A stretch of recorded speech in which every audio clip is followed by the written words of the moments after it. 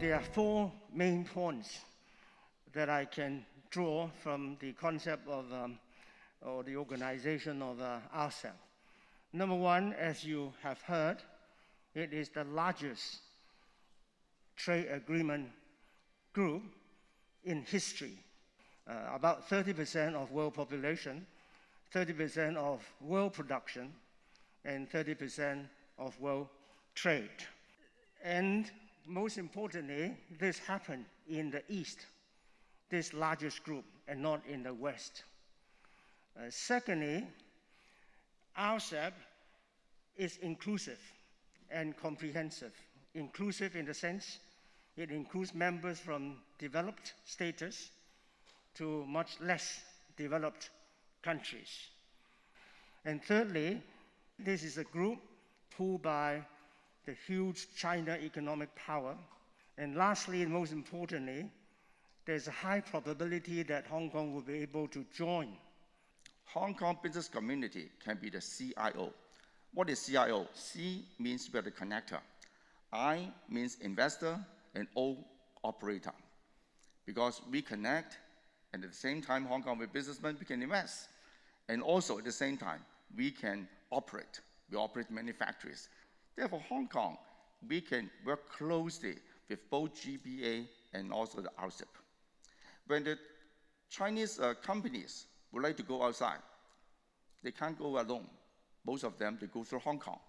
And for the businessmen who would like to invest in GBA or in China, also they come through Hong Kong. Therefore, Hong Kong is the platform, is a springboard to help both sides to work together. What really we should see in RCEP and the linking of GBA with RCEP is the creation of perhaps the next generation of global trade system, a multilateral system. It is the new WTO. It has the really opportunity, let me put it that way, of expanding then globally, in fact, to encompass a new multilateral system. And I would just end by saying that Hong Kong has traditionally played a critical role in the OWTO. We stand for the rule of law in international trade. Although we have been small, we have been significant.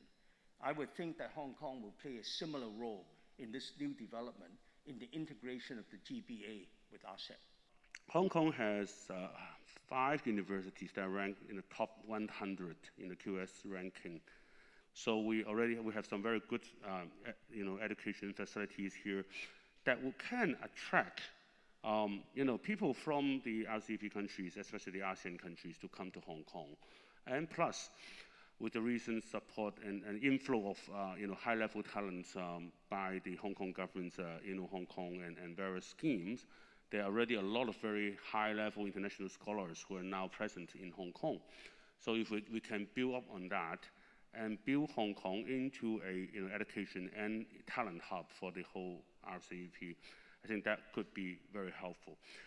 Now, once we have joined, I think it's also very important to help the new industrialization of Hong Kong.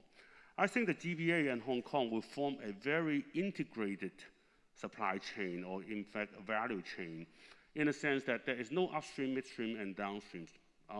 Things can start with a fundamental research in Hong Kong, and then prototype in Shenzhen, and then come back to Hong Kong for the trade finance, for venture investment, and then manufacturing. So these kind of supply chain partnership, once with the new definition of the country of origin, can actually help to have some of those manufacturing processes done in Hong Kong, especially in the to-be-built northern metropolises.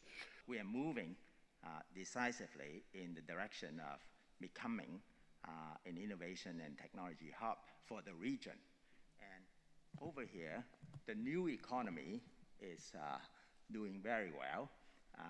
I can see this digital highway between, just now, Dr. Fong mentioned about north-south. And I would like to build on that by saying that, it's not just a north-south highway, superhighway, it's a digital highway.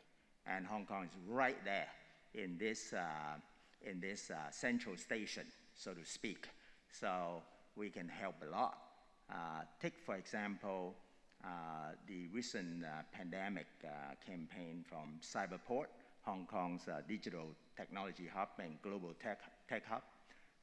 We got over 70 startups providing innovative solutions to help fighting the pandemic.